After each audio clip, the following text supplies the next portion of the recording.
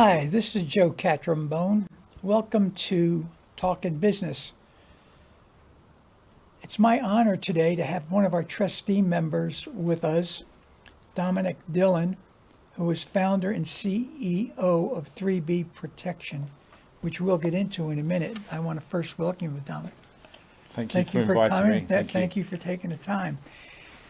So 3B has dedicated, or Dominic has dedicated his career to revolutionizing high security infrastructure, engineering advanced ballistic, blast, and forced entry resistant solution that protects critical assets and, most importantly, saves lives. His journey began with a breakthrough in materials science, developing an innovative concrete formula incorporating recycled materials that exceed expectations in ballistic and blast resistance. This innovation positioned 3B as a trusted global provider, earning NATO vendor approval and expanding internationally with operations spanning the Middle East, Europe, and the United States. It's too bad you can't see a demonstration that Dominic shared with me on what this product is and what it does. It's unbelievable, and I'm going to not even try to explain it to you, but I'm going to let Dominic do that in a minute. But first, I want to ask you a question I always ask everyone. How did you end up in Stewart? How did you get here? What brought you here? Originally, when I first came to America in 2017, I started off in California. That was my first place I set home up in the United States, and I was driven over to Stewart by actually someone who we were actually friends with, who actually lived here, and there was a wealth of opportunities in moving over here from California, and we decided to set up our business over this side. We still have an office in California, and we operate now out of DeQuesta in Florida. We're very happy here. Yeah, well, we're happy to have you here. Yeah. You know, it's amazing. We have so many businesses here that people have no idea. I mean, you have a worldwide operation. Correct. Yes, we do. Guess Yes. before you here in Little Old Stewart, worldwide. It's amazing, and it's always fascinating to me how people ended up getting here. I know, You know? it's pretty amazing, and yeah. So we have our friend to thank for that, and but in the meantime, we've set up our entire headquarters out of here. So who are your clients? Who are your clientele? Basically, is there a is it more industry, or is it residential, or is it a mixture of both? It's a mixture of a lot of different things. Originally, we started off in the looking at the military sector here in the United States, working with the US government on projects overseas, and we found those projects to take a little while to pull together in terms of design and engineering and the product that they actually required. You know, potentially that was a pretty long road. So in the meantime, we looked at other areas where we could go to, and the commercial sector was one of those areas we looked at, and really it was critical infrastructure. Critical infrastructure in the United States consists of various different elements, from electricity to gas to water, to data centers.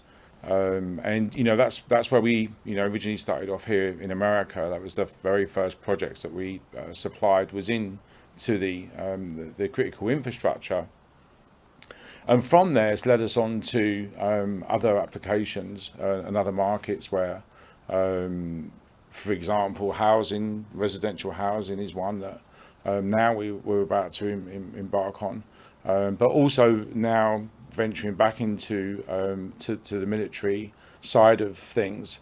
3B is a NATO vendor, so we have many capabilities that we can use overseas to manufacture overseas or ship here from the United States out to different sites.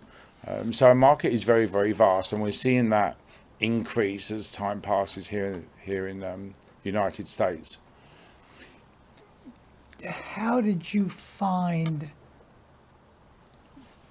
putting together in your business compared to Europe? Was it much more difficult or more stringent? One of the things is very different here is the standards. The ballistic standards and the standards that we certify our products to is very different here in the United States. To the fact that the standards are actually lower to what we see potentially even NATO and overseas. And that's one of the things that I was very surprised about here in the United States was the ballistic standards that we work to. But in terms of setting up the company here, it was a 2-year process in terms of research and development, in getting 3B qualified to all the US standards to a point where we could actually approach the market. And 3B incorporates a lot of recycled materials into our product, and in California we work very closely with the state of California, incorporating would-be landfill materials into our product, and we're duplicating that as we go across America in all the different states that we actually produce 3B in. So what type of materials do you use to recycle? So it can vary, and 3B is a patented material, so it's everyday products that everybody uses, industrial products where there's a certain amount of waste that does go to landfill, and I can't specify too much because of the nature of the product, but it's everyday uses that I can see even looking around this room that actually go into the 3B, so it varies. It could be a mixture of like 6 or 7 different recycled materials that go into 3B, depending on the kind of threat that we're trying to stop, which could be ballistic, blast, fire resistance, and someone trying to break into a building. So it does vary on what we actually use, depending on what threat we're trying to stop. So walk me through a client has a business and he wants to build a wall around it. So walk me through, how does do you manufacture on premise, or is it prefab? How do you construct that wall, and what type of manpower does it take? So one of the benefits of 3B is the capability to assemble a wall very efficiently and very quickly against a traditional CMU wall. It's a traditional block wall. The majority of the time 3B is produced off-site and is then transported to the site to be installed. So it's like a jigsaw puzzle. It goes together very easily, and so very the man on the street could actually put it together. It's not difficult, but yeah, standard practice is it's manufactured off-site and then transported to the site where it's actually installed. If the project is of a large size, and we do projects from a simple basic wall up to projects that are 3 miles long of wall. In fact, we're actually looking at projects 3 miles? 3 miles long, yeah.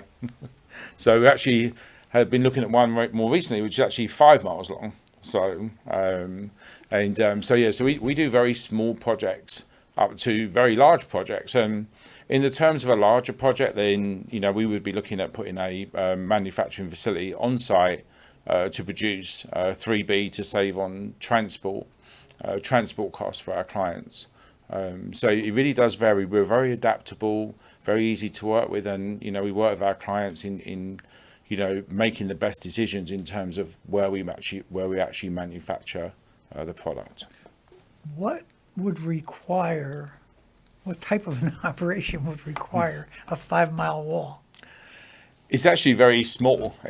It's actually not that large. It's We, we could actually produce that wall, with machinery. It's probably, not much bigger than the size of this room. It's very adaptable and fits in a 20-foot container size box. So it's very adaptable.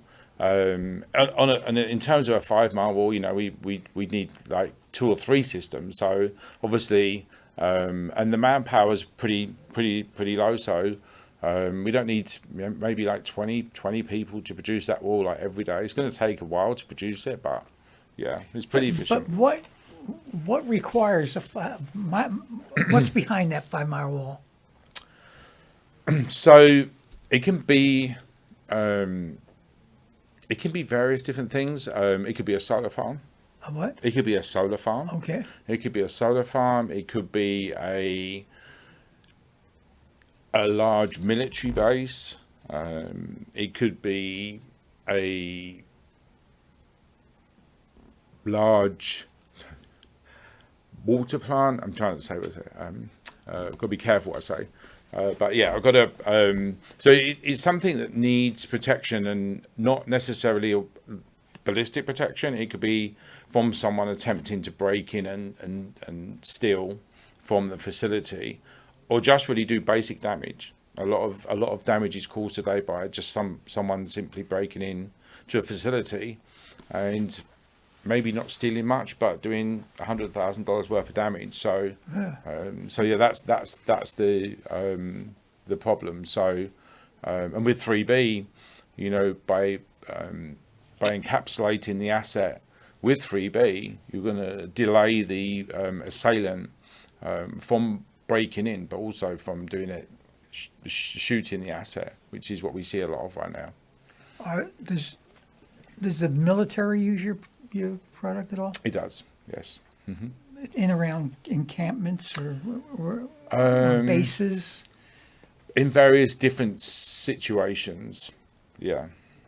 And municipalities also? Yes, critical infrastructure is a market that is extremely hot for us right now in terms of protecting the critical assets of America. Whether that could be gas, that could be water, it could be electricity, it could be a data center, it could be school, it could be any of those, and where we would be looking to put some form of protection in, whether that's the form of a wall or a door or a gate, even ballistic glass, whether it's a secure room. So it could be any of those applications.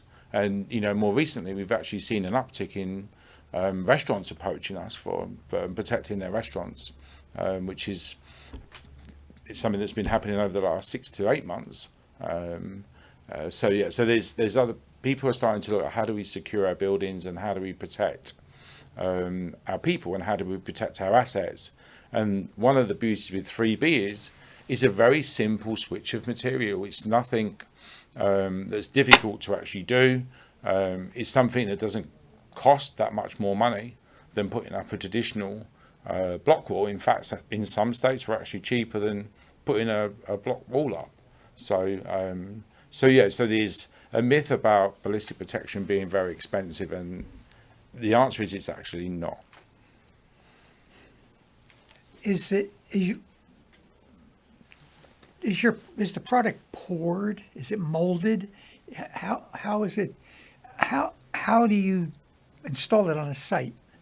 Yeah, so it can be precast off site. It can be formed into panels. So for our standard panel could be anywhere from 12 foot wide to 10 foot high. That's kind of a 12 feet wide. Yeah, to 10 foot high per panel. That's a standard size panel that we would use. Yeah, okay. Yeah, and that would be installed by a kind of mid-range forklift or a crane, depending on the site conditions. We deal with different site conditions where it could be boggy, it could be sandy. So yes, it really depends on the site conditions to what equipment we would use. But primarily, the majority of our projects are cast off site and brought to the site. And that could be a simple wall that's 10 foot high. it could be a wall that's 40 foot high. We've installed walls that are 35 foot high before. And those walls would be consisting of, ballistic blast, forced entry, and fire protection. In terms of, they could be a line of sight wall where you have an asset that's made more vulnerable by hilly areas around that asset, where people can perch and really shoot into whatever they're trying to hit. So we do a lot of singular walls that protect certain parts of buildings or certain parts of infrastructure, and those walls could be very, very, very small but very high depending on the landscape. Can you share who some of your clients have been? Can you just to give us an idea of what type of a business would or whoever would use this wall? Do you have any clients that you could share with us that we would recognize that? I can really say that it is electrical substations, Okay. and gas, water, people that you're used to using every day of your life when you go and So they're just protecting their asset from Yes. outside damage rather than personal protection. Yeah, so those companies, obviously they're protecting their assets, but they Yeah. could also be protecting their staff. There's been, unfortunately, there's been times where, there's been attacks where people are trying to get the keys to, again, it could be a gas plant, a water plant, or electricity plant. So there's times where, people are going for, to take out a personnel to get keys to access to certain sites, and then on the other side of it as well, we have the schools where obviously there's a serious threat to our schools more recently and for many years. So again, there's areas where protective doors, protective walls, protect the classrooms, and then the other applications where we're protecting the military, where we're protecting bases and again protecting lives. So 3B is very good in terms of what it does in the protection side of it, to where it can stop multiple rounds from, whether it's a heavy machine gun, whether it's a car bomb. Yeah, I saw that in the video. That's really interesting. And we actually have our own standard, which is the RLS standard, which is, I actually wrote that standard myself, and it's unique to 3B, and it's the strongest standard in the entire world. There's nothing to touch that standard in terms of the actual protection levels, and that we stop in the fact that we can stop thousands and thousands of rounds into a wall panel. And at a recent event we done just 3 weeks ago, we had a door, and we put 650 rounds into one door. And it didn't penetrate through that door. Wow. It took 200 rounds just to get the lockout done. That's incredible. Like Yeah, I said, I saw your video, and I wish we could share that with people. But so that they put a car alongside of a wall, and then the car explodes into a ball of flames, and it doesn't even phase the wall. It doesn't. It's like it never happened. So And that will be on our website probably next week. So will it really? Yes. Well, that's. I mean, that's what a selling point that is. Yeah. yeah. Well, we're winding down. Is there something we missed, or something you'd like our viewers to know that we haven't talked about? No, I think we've covered everything, and I appreciate the opportunity to come in today and to talk with you. Well, I appreciate your coming here. And I also appreciate your support of the chamber. Thank you very much for being You're very welcome. trustee member. So Thank I you. hope to anything we can do to help you. Yeah. No. I don't know what we could do. I don't think we need a wall around the chamber.